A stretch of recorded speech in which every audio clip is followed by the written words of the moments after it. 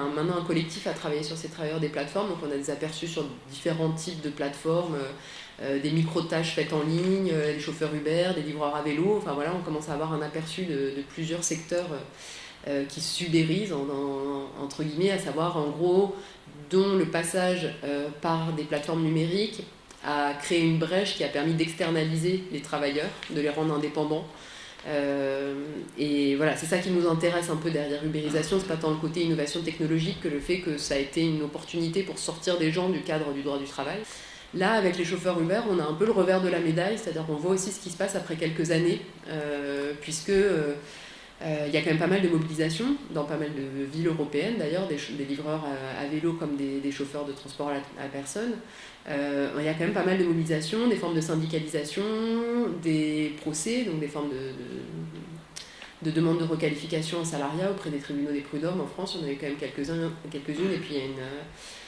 plus ou moins une sorte d'action collective, même si ça n'existe pas, qui est en cours de constitution.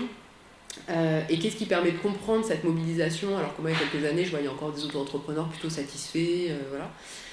C'est sans doute des effets de décrochage qui se passent après 2 ou 3 ans, c'est-à-dire qu'au début, on a cette fameuse ACRE dont je vous parlais au tout début, qui date des années 70, qui fait qu'on ne paye quasiment pas de cotisation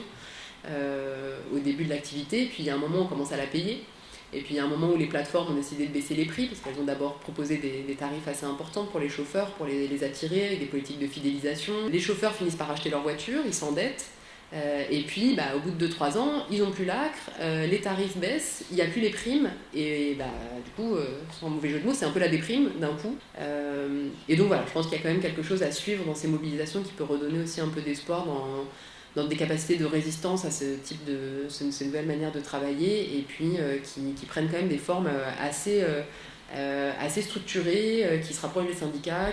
des mots d'ordre qui se politisent, voilà, pour finir sur quand même une touche un peu de résistance.